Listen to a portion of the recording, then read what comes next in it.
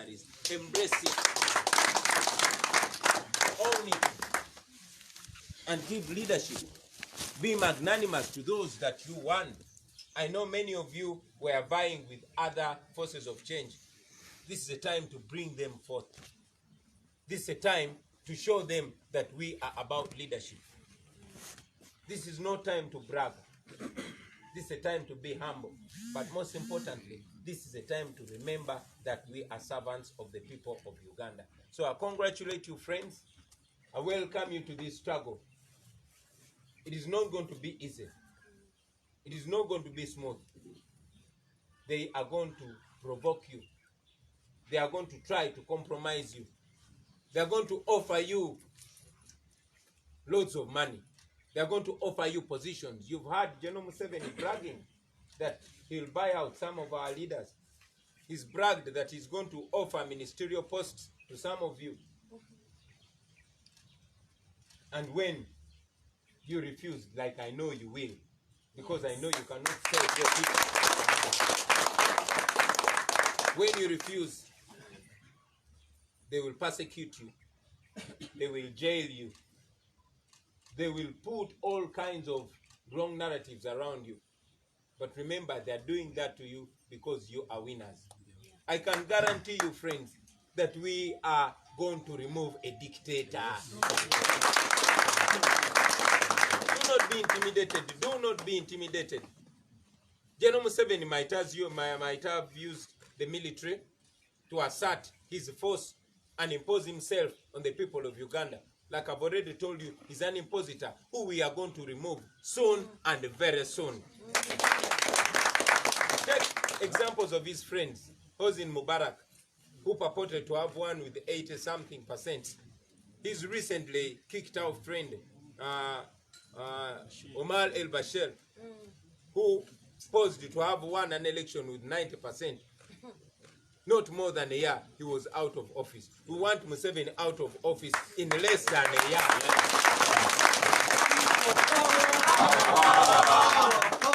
People power. So do not be, demoralized. We are removing a dictator. What you are representing here is a 45 million people. Okay? What you're representing here is the power of the people. What you're representing here is a new Uganda. And that new Uganda we are going to get. So I congratulate you, friends. I congratulate the people of Uganda.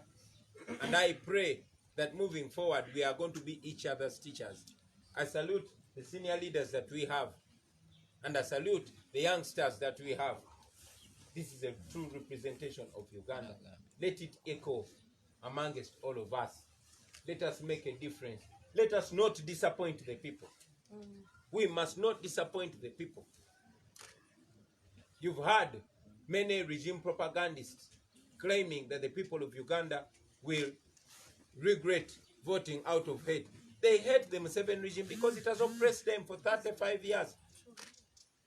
Today, while they are celebrating 35 years of taking over our country, we are mourning that day. And I want it to drum deep down in you. And remember that we have a duty like no other generation. Our duty, our mission is to remove a dictator. And you are here as commanders. You are here as leaders to push this through. So I salute you, ladies and gentlemen. We'll exchange much more. There's more that I want to share with you that we don't yet want to expose to the media. There's much more that you are going to get from our leaders. But I wanted to salute you and welcome you yet again to this next phase of our struggle. For God, Uganda. Kubanka kasamwe nambitegede wamba si checho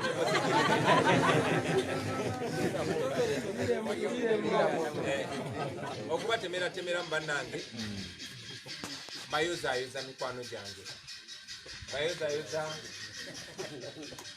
okulondebwa okukiikirira bannayuganda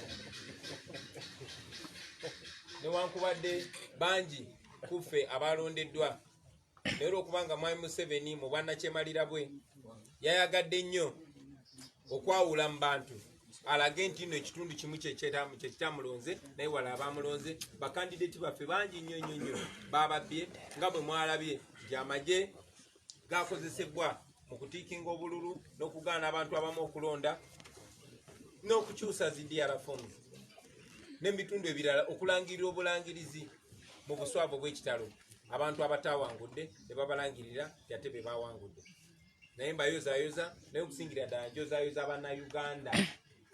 bannayuganda bawangudde okulonda kuno twakuwangula Mwami Museveni twamuwangula twagenda mu kulonda bannayuganda ne balonda National Unity Platform bannayuganda ne banonda okubeera pulezidenti waabwe era njagala obbategeeza mwabali wano n'abo abali eyo ebbali w'eggwanga ti Museveni bannayuganda tebamulonda nze kamakoogera nze gwe baalonda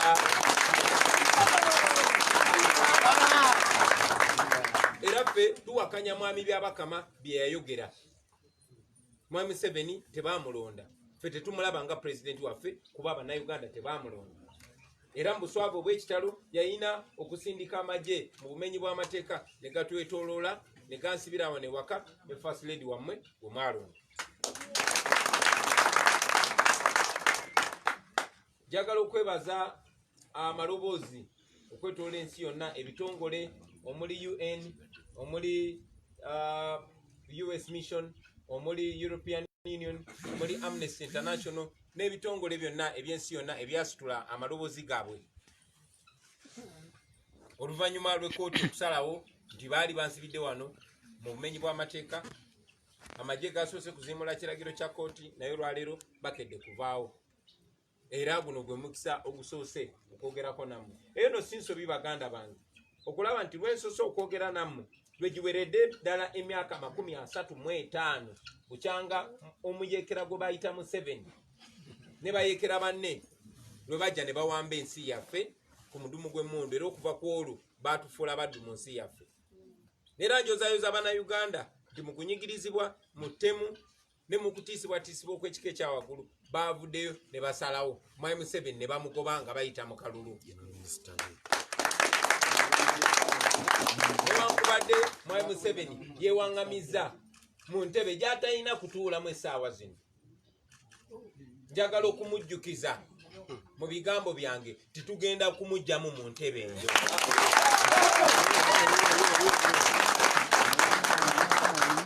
njagala obbajjukiza mikwano gyange nti ebifo bye babalonzeemu si byakulya pate wabula babawadde bwesige na buvumu na tebayita stamp of approval mu bakulembere njagala obbasaba mikwano gyange nze ng'omuntu temunswaza naye okusingira ddala temuswaza ebiruubirirwa byaffe ng'eggwanga ebiruubirirwa byaffe ng'omugigi abasinga obungi kummwe temwali bazaale Museveni we yawambira ensi yaffe kati muli babaka ba paliamenti ekyo no kibajjukize nti tulina omulimu ogw'amaanyi ogw'okweggyako nakyemalira ate nga tugenda kikola nga Mukama ye mubeezi waffe njagala okubajjukiza nti obuyinza obw'abantu basazeewo mu bakiikirire ebifo byammwe mubikozese nga front ey'okulwanyisa obwannakyemalira buno mubikozese nga front muli maloboozi g'abantu nze nga mbagamba nti sirina njawulo nammwe era nga mbagamba nti nze kyensinga okwagala kwe kwekubisaamu abantu bangi nnyo ndi musanyufu nti mwenna buli Bakyagulanyi n'okukirawo era nga njagala obbakunga mikwano gyange mugende mukole ekyo kyennyini abantu kye bakkiririzaamu omulamwa gwaffe gwakujjako dictator tetukikweka mission gye tuliko gyakujjako nakyemalira Museveni bannayuganda bamugyeko nga bayita mu kalulu mwenna mukiraba obujulizi weebuli mu zi videos mu zi declaration forms newankubadde abasirikale n'amagye bagifudde mission yaabwe okugenda nga balumbagana ba agent baabwe afe nga babawambako declaration forms naye obujulizi weebuli titwawangudde Mwami Museveni ekiddako kwe kukulembera bannayuganda bannaffe okweggyako nakyemalira njagala obbajjukiza nga nva waggulu nti mikwano gya Museveni omuli Hosni Mubaraka we bajjako e Egypt n'amaanyi g'abantu nga tebakozeseza muntu yali yakamala okwerangirira nti awangudde n'ebitundu ebisukka mu 8. Hosni Mubaraka tanaweza mwaka nga bamugjeeko era yali tanaweza mwaka nga wambye obuyinza bw'abantu nga abasiba ekiwaani nti yawangudde n'ebitundu ebisukka mu 9. Bashir gwe baakajjako ne Sudan yali tanaweza mwaka nga yerangiridde nga bwawangudde of course mu bulimba n'ebitundu 9 ku buli 100. Kati ate ono Museveni namukadde njagala okubategeeza nti bannayuganda balinaffe naye mmwe mulina obbawo obukulembeze. Ensonga lwaki mwami Museveni ansibira ewaka, ensonga lwaki amaaso agateeka ku nze, kubanga alowooza nti nze bwanzijjamu mmwe olwo kiba kibwedde.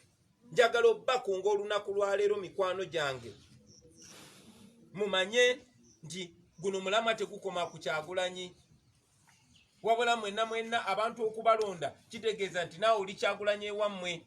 Ate naawe mu constituency yo osobola okukunga bakyagulanyi ne bawera 10 ne bawera 1,000 ne bawera bangi. N'olw'ensonga eyo njagala okubategeeza mikwano gyange nti ne lwaleero lwennyini basobola okuddamu ne beetoola amaka gange, basobola n'okunkwata ne bansibira ewalala, basobola n'okunzita, naye tuba tukomye? No, tuba tetukomye.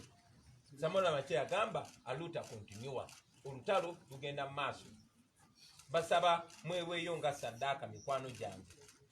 Njagala mubeere njagala mubeere basaale mu bitundu byammwe. Ate buno obubaka nammwe mbongereyo mu bantu. Mission gye tuliko yakujjako nakyemalira. Tebinnaba kuggwa bitandika butandisi mikwano gyange. Tebinaba kuggwa bikola ki? Tebinaba kuggwa bikola ki? Bitandika butandisi. N'olw'ensonga eyo mbayozayoza naye nga mbajjukiza nti olutalo lwaffe olw'okununula eggwanga lyaffe n'olw'okujjako nakyemalira lutandika butandisi. Bingi bye tugenda okuteesaako, of course bye tutandyagadde bannamawulire bafune nga tetunaba biboobeza bulungi nnyo, naye mbaaniriza mbayozayoza mbategeeza nti mwami Museveni ffe tetumulaba nga pulezidenti kubanga si pulezidenti. President eyalondebwa mumulaba wano mu maaso gammwe.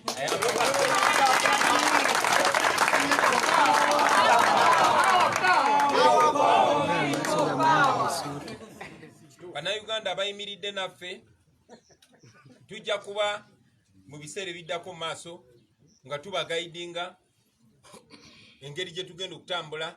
Njagala okwongera okukikatiriza nti ffe tetuli bamenyi b'amateeka, tetukozesa mmundu, tetuli violent, naye tugenda kujjako nakyemalira ono nga tewali n'essasi n'erimu lyetufulumiza.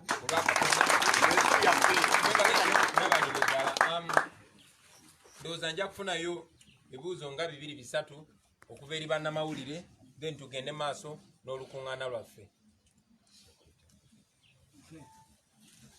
Thank you very much, Mr. President. Another round of applause, please. I can definitely not add anything to that. But before I call the questions, I want to make a few introductions of leaders that we did not introduce at the start. First one being our Deputy President, the Honorable Mathias Mpuga, the Honorable Mwanga Chimumbi, the Honorable Joel Senyonyi, the Sekezi. We have Mr. Katana Benjamin, our National Treasurer, Mr. Nyanzi Fred Sentamu, Onakake Kabulayo Katono Kubera Honorable, Chairman. Then we have Honorable Muhammad Segirinya. People power, our power, people power. Kawepe North. Honorable Patrick Nsamba, Oshawe, I think I saw him around. People power, our power, our power, People power. And finally, Honorable Flavia Karure Nabagabe. Our power. People power. Are there others who came in after we had done introductions? Honorable Joyce Wagala, right there. All right, so we'll take a few questions. Yes, please. Thank you very much, Honorable. I must congratulate you that you won, like you insist. My question is, normally, ever since elections ended, I'm called Dennis Karo from Channel 44 TV. Those people are continuing to spread the gospel how they defeated him. And they can't justify, but the only issue they emphasize is for you to proceed the court of law. I wanted to know your step. Are you proceeding the court of law? Thank you very much. Yes. Thank you. My name is Jackson Onyango. Maybe if we could start with your experience in the 11 days that you were kept in this compound and in your house. What was it like? And secondly, you have talked of removing General Yoweri Museveni within a space of 1 year. How are you going to do this? Because we know that elections have ended. Thank you. Thank you. Yes, away from the courts that we expect a response from, there are a number of people you talked about who we know are still in jail. And what is the plan? What is the NUP plan to ensure that they are released? Others won positions when they are still in jail. Thank you. Yes, please. Thank you. My name is Shamim Namakoz. I work with Record TV. My question is relative to that of Jackson. I want to know, what is your plan that is going to facilitate the move to remove President Museveni in just 1 year? Thank you very much. Yes. My name is Solomon Serwacha. I work with NBS and Charity World. Is the National Unity Platform thinking about going to court to challenge these elections? Also, the Honorable Robert Kyagulanyi has said that they will remove the government in 1 year using non-violent means. Can you maybe throw more light on that? Thank you very much, and maybe I'll have the final few minutes. Thank you. My name is Charles Mirachi from CBS. Honorable Kyagulanyi, what we are seeing today, the people won are running to court. Others are seeking for a recount of the vote. For example, in Masaka, it is going on today. What is the party doing? Because it looks to be the same script those who lost are reading from. So what is the party doing to help the MP's election? Stay in their position. Thank you. Yes. Nja kwawukanaku ku bannange embuuze mu Luganda era nja kwagala ansa mu Luganda abe munywevu Lugudde TV. Ekibuuzo kyange ekigenda wa Mr. President. Kyokka nga NUP tumanyi nti era tubuulirwa nti NUP yawangula, naye njagala kumanya Mr. President, obuwanguzi bwa NUP naddala ku bwa President tutuuseewa wakatambulako banga ki mu ebyo bye wakagattagattamu oba bye mugaseegaseemu nga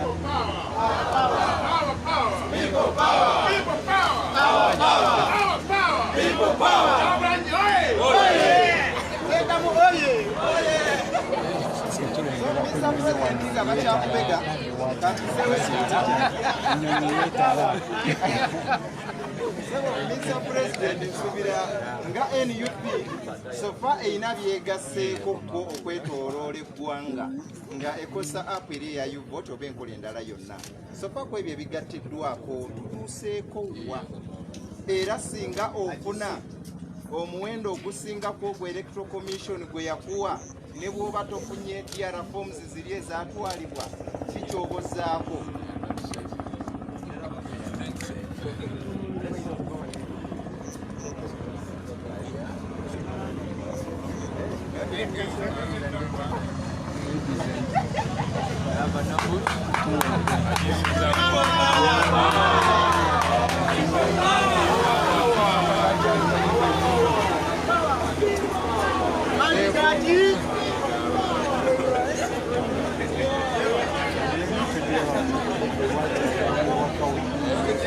byogere nga nabo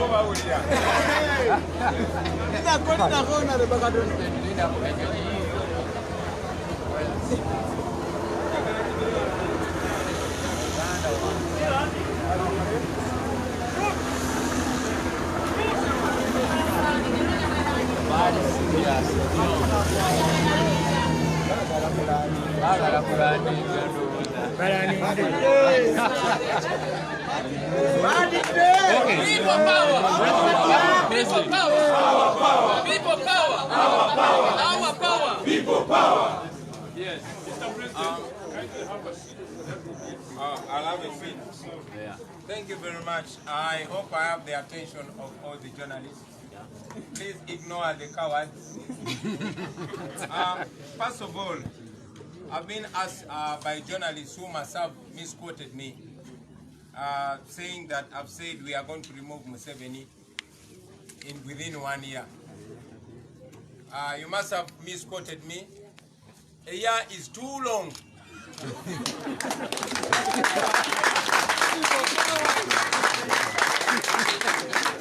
A year is too long. A year under General Museveni means more deaths, means more oppression, means more poverty, means more lawlessness.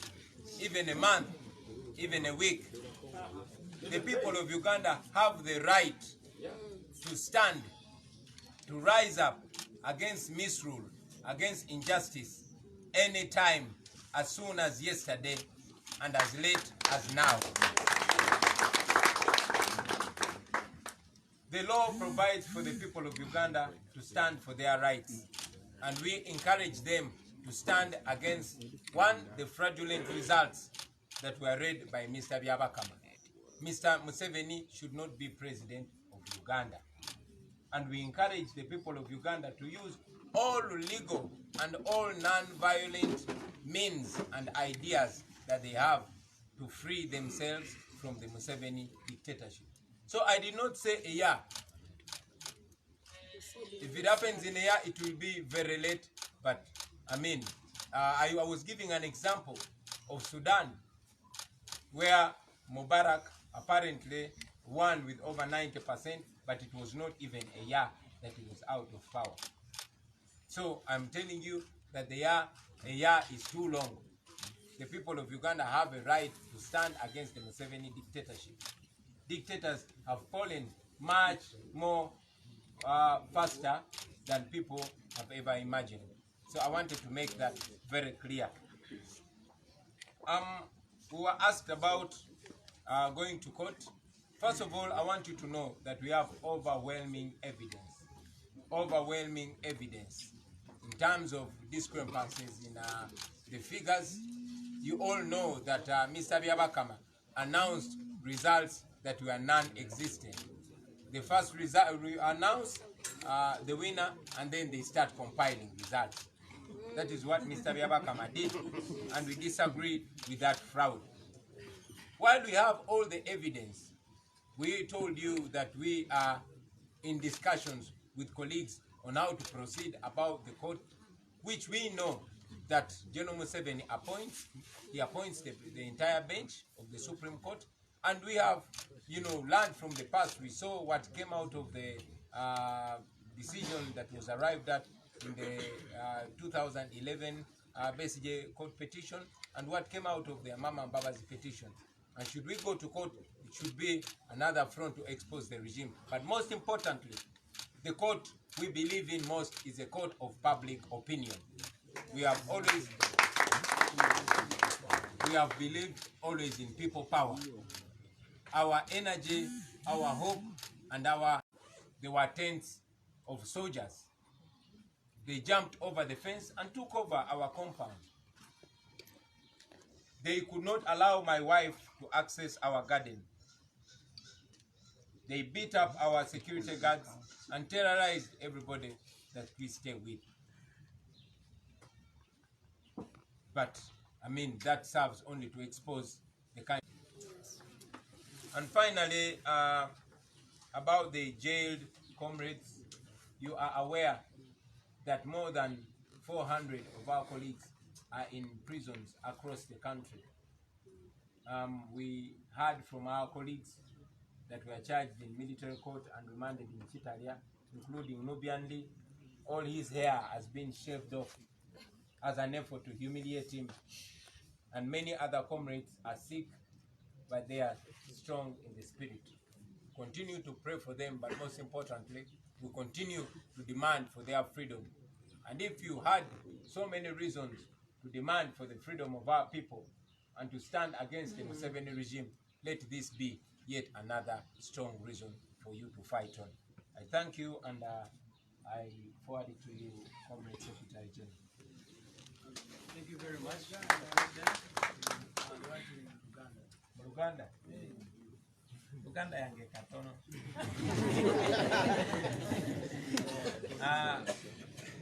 Webale nnyo.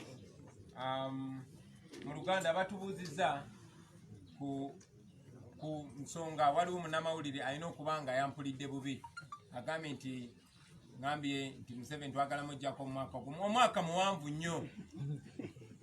Omwaka omulamba nga Museveni yatufuga kitegeeza kwongera bannayuganda kufa na kuttibwa, bannayuganda kwongera kubuzibwawo, bannabyamizannyo abasambi b'omupiira ne babokisa kutemulwa nga tewali ripooti.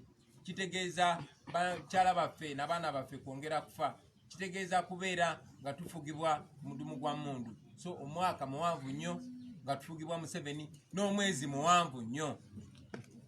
Obwangu obusinga okwetakululako nakyemalira Museveni bwandibadde bwajjo. Okulwawo ennyo kulina kubeera kwa leero. N'olw'ensonga eyo njagala mwenna mumanye nti bannayuganda amateeka gabawa eddembe okuwakanya okufugibwa obumbula, okuwakanya okufugibwa mu nfuga etali y'amateeka, era balina eddembe okuyimirirawo. At least constitution ebawa eddembe eryo. N'olw'ensonga eyo njagala obbakunga mwenna bannayuganda, si kulinda mwaka, si kulinda mwezi, si kulinda wiiki, sina kulinda lunaku, naye okuyimirirawo buli omu okukozesa kyasobola okuwakanya enfuga ya Museveni n'okuwakanya ebyavudde mu kulonda ebyo ebyalangiddwa mwami byabakama, ebikyamu, ebifu bye tutakkiriziganya nabyo. Batubuuzizza oba tuteekateeka ogenda mu kooti.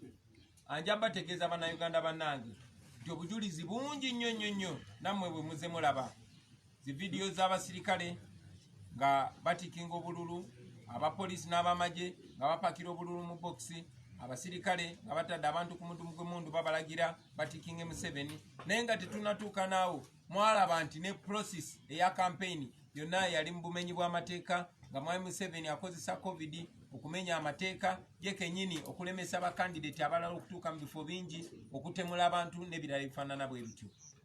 Ebyo byonna byonna byandibadde bimala bumazi okusazibwamu okulonda kuno. Naye era tumanyi bulungi nnyo nti ekooti ezo, naddala ekooti enkulu mwami Museveni bonna yabawa omulimu. Era tumanyi bulungi nnyo nti mu byafaayo okugeza okulonda kwa 2011 n'okulonda kwa 2016 okwaloopebwa mwami Besigye ne mwami Amama Mbabazi, ebyasalibwawo ekooti mwabiraba. Okunaabagenda mu kooti, ekimu ku bigendererwa kujja kubeera kwa kwanika kooti ezo. Mwenna mwawulidde omulamuzi Ssaabalamuzi w'eggwanga mwami Owiny Dollo ng'agamba tebafugibwa mwami Museveni. Ekyo tukyayogera ne bannaffe tulabe oba tubagezesa nabo tubakubemu ttooki, si eya wano yokka wabula ey'ensi yonna. Naye njagala obbategeeza nti ekooti esingayo obukulu ffe gye tulinamu obwesige ye kooti ey'abantu ey'abannayuganda. Bambuuzizza embeera gye tubadde tuyitamu ennaku 11 bwe tubadde abasibe. Njagala obbategeeza nti wano we mutudde wonna wabadde wajjudde magye nga gawamba oluggya lwaffe, gawamba ennimiro zaffe, ge galya emmere yaffe, tebatukkiriza na kugenda mu nnimiro yaffe kujjayo emmere.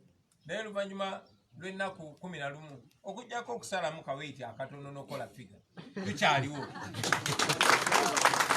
tukyali bagumu era tukyagenda mu maaso paka nga tujjeko nakyemalira Museveni. Byaddala ebibuuzo ebirala nja kusaba bannange babiddemu, omuli ekyababaka baffe ababbiddwa abateeseza ku kyogenda mu kooti n'ekya You Vote Up. Naye bambuziza kyenjagala okuddamu ekisembayo kyekya bannaffe abali mu makomera. Tubategeeza nti bannaffe bangi nnyo bali mu bikumi bali mu makomera ag'enjawulo mu ggwanga. Mwe muli n'abali campaign tiimu yaffe abakwatibwa abatwalibwa mu kooti y'amagye newankubadde babakwata nange naye bo ne batwala mu kooti y'amagye. Muli banubyani ba Edi Mutwe n'abalala. Bannaffe abagenzeeyo okubalabako bantegeezeza Nubyani ye wakati mugezaako okumutyoboola bamumweddeko enviiri ze zonna n'abalala bayisiddwa bubi nnyo mu kkomera, abalala balwadde, naye obubaka bwe batuwa nti bagumu nnyo mu kkomera gye bali. Naffe mu kkomera eno gye tuli newankubadde tutambula, naffe tugume obuwanguzi bwaffe. Mwebale nnyo mwebale eddala. Munzikirize mpozi nyongere ate nteeke essiira kw'omu ku baganda baffe. Ono nga yali nfanfe wange nga ntambula nnyo naye, mukodomi wange kubanga kizibwe wa mukyala wange gwe bayita Lule David Bwanika, abangi gwe mumanyi nga Selector David. Oyo yawambibwa mu maka ge awo e Magere. Abasirikale omwali aba SFC, aba UPDF n'abapoliisi ne bamukuba nnyo ne bamuteeka mu drone ne bamutwala, era ng'okuva ku olwo taddangamu kulabika. Twongera okubanja Selector David, twongera okumubanja, twagala okumulabako kuba talina musango, ne baba bagamba alina omusango twagala bamuleete mu kooti. Let me say that in English. Among the very many comrades that were abducted is my brother-in-law, a cousin brother to my wife, and a very close ally of mine, Lule David Wanika, also known as Selector David, who was abducted on the night of 12th January from his home here in Magere by SFC soldiers, UPDF soldiers, and Uganda police officers.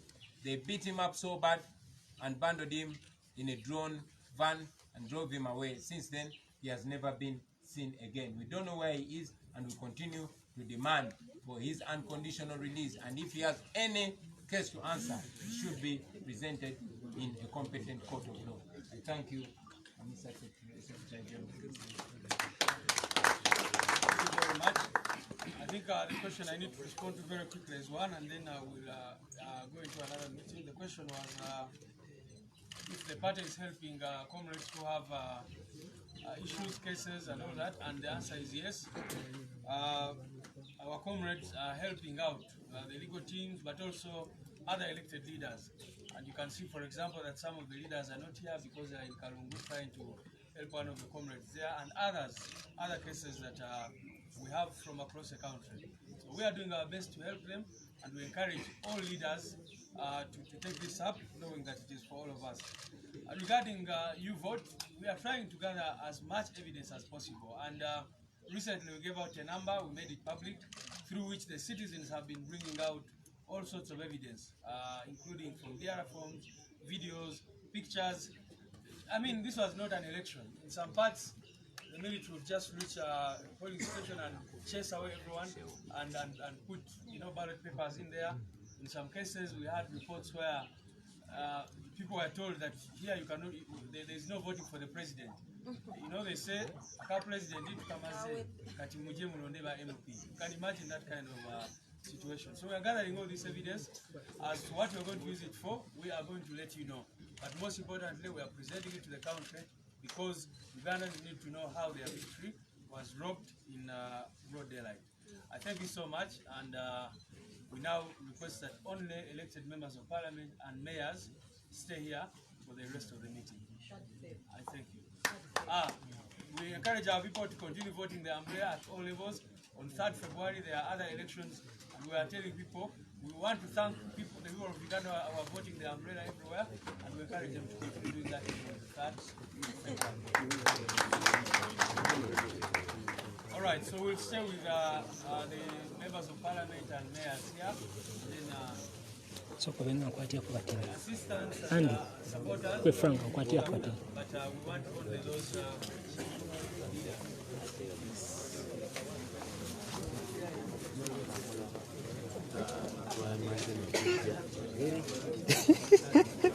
wakati munyigiriziwa naye nga mwazze mutya tubadde naye era ndowooza olaba nti okunyigiriza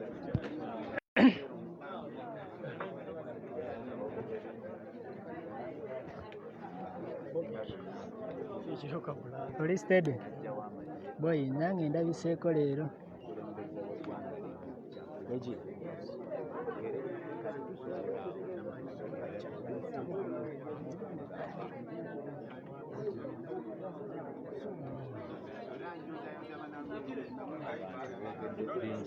bingi ddala bazamanyiza ebbanga nene era mutuwadde ekigigwanira era tubasuubiza ffe ng'ababaka be mulonze tugenda kubeera nga tubayirira omubiri tugenda kubeera nga tuli basaale nnyo okukola ennungi gyetusuubiramu tugenda kubeera nga tubatwala mu uganda empya getubadde nga tubasuubiza kyali babikupawa olunaku lwayo nina essanyu lyamaanyi nnyo okulaba pulezidenti waffe ng'akyali nga n'omutima gwe mugumu okubeera nga tukyali ku missoni yaffe okubeera nga tukyusa okulembeze eggwanga lyombi tugenda kubeera nga tubayimirawo eri mu palamenti tulaga tugenda kubeera nga tubalaba kuno mwalonze abakulembeze okutwala uganda nze kirumira hasani mukalire saabazogali ne munnayuganda buli wooli wonna olina okukimanya nti eno ensi gy'olimu oli mu buwangu lwaki tunula ku national id gy'olina eraga date zeriko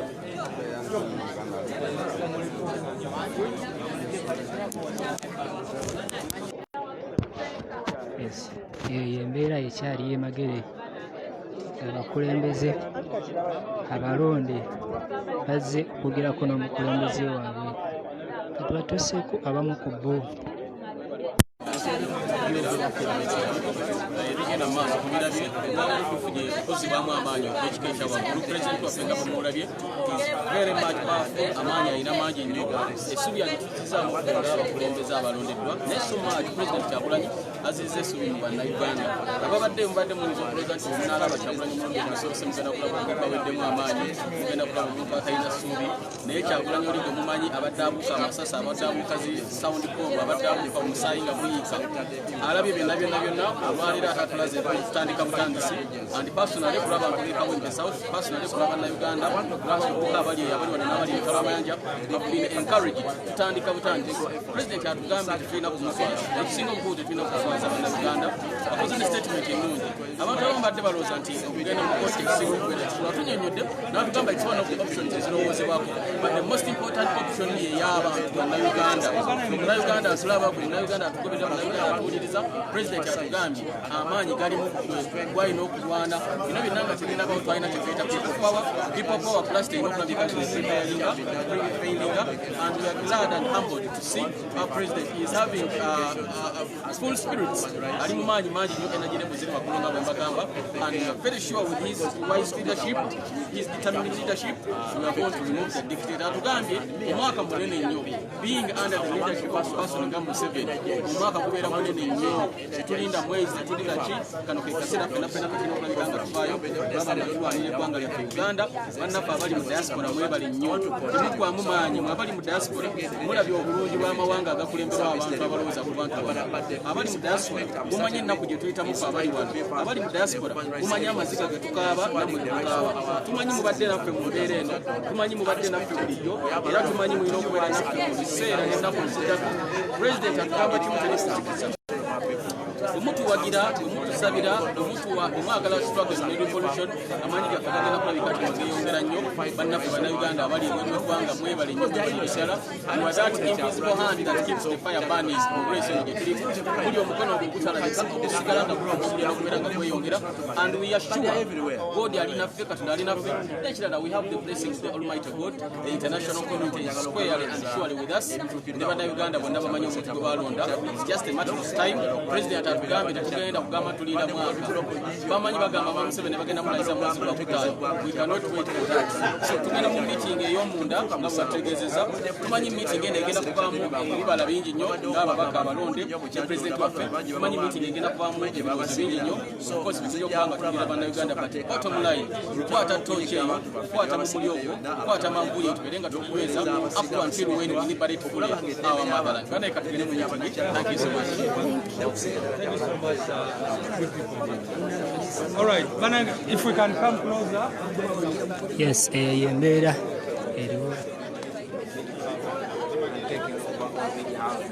So it goes back to the people to fight non-violent and legally to ensure freedom.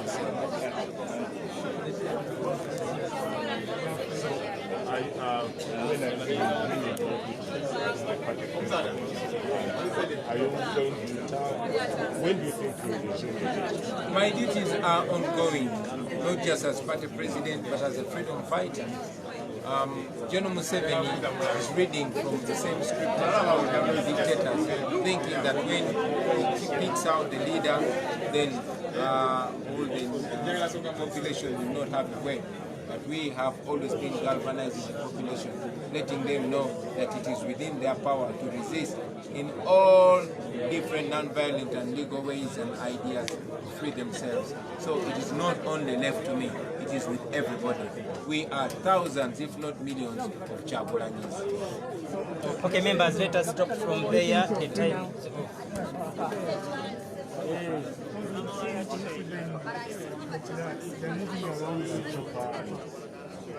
I was born free, and I'm free, only that I'm everywhere in chains.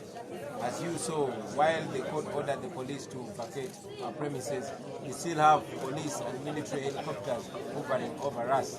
That does not stop us. We are not going to let them to identify us as unfree. We are free, and anything that is trying to take away our freedom will be resisted. Okay. Thank you, Mr. President. Thank you. All right.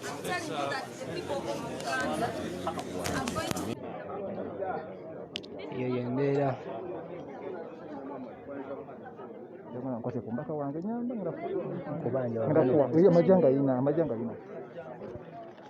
The people of Uganda have to exercise their right, they have to claim their victory from the dictatorship of President Kyagulanyi. So I'm serving in Robert Kyagulanyi's government because I know he is the president-elect of the Republic of Uganda, not General Kyagulanyi. The principal has just told the elected people to work for the people.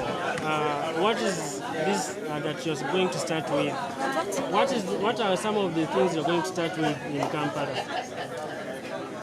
You know, the people of Uganda and the people of Kampala are more interested in the bigger picture.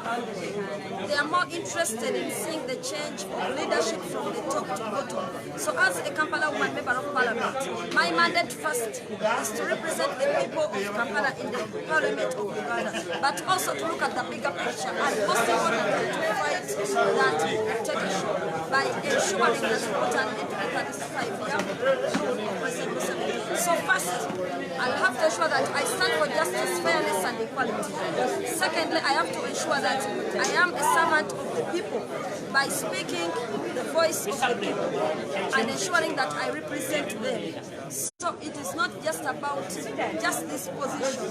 And maybe thirdly is maybe to look at the different sectors and the issues that are affecting them and try to stand up for them and maybe their voice so that maybe their issues can be sorted, like issues to do with high taxation, issues of hawkers and street vendors being manhandled by the KCCA authority. So those are all issues that I'm going to look at. But like I told you, the people of Uganda all over, and actually those in the diaspora, are more interested in change of leadership from the top. Tuwunzike mu Luganda mangu byosookerako. Kyengezaako gamba bannayuganda kino tekiri ku Robert Kyagulanyi Center mu tekiri ku Shamim Malende omubaka omukyalo wa Kampala District alondeddwa. Kino kiri ku kulwana kulaba nti no tukyusa obukulembeze okuviira ddala waggulu. Bannayuganda ne bannakampala abannonze badimandinga ekintu kimu twagala bigger picture, twagala okubeera nga tujjako President Kyagulanyi Museveni ate mu mirembe. Ate ekyo Robert Kyagulanyi Center mukyasenga abagamba naye President waffe era omulonde abagamba era nange Shamim Malende mbagamba ne NUP bagamba kino olutalo si lwa muntu kinno wabula lwammwe bannayuganda. Bannayuganda mulina eddembe okubeera nga mustanding up, okubeera nga muclaiminga victory yammwe oba obuwanguzi bwammwe. Era nkugamba nti nga Shamim Malende nasuubiza nti ngenda kusavinga mu gavumenti ya Robert Kyagulanyi Center era nkyali ku ekyo kubanga nkikkiririza nti Robert Kyagulanyi Center ye President wa Uganda omulonde omutuufu. Ate era nkugamba nti eno mission 2021 tugenda mulaba nga tuli mu State House Entebbe.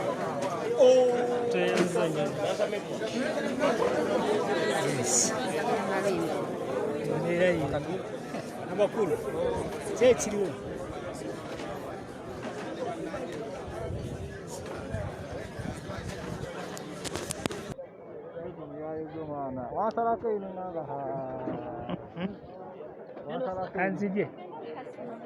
kanzije mukasisira anseke malirize andi ndi wali mukatundu kange kati wali nsuubira kulaki neboyo mutukumajira nabagodde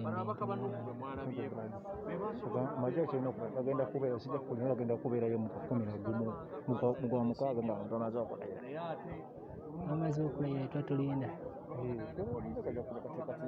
kati osalako ate ekirungi ekirimu mwana generation kati gwe kasebashiri ekitegeeza esooka mpa ekizika enjira ngenda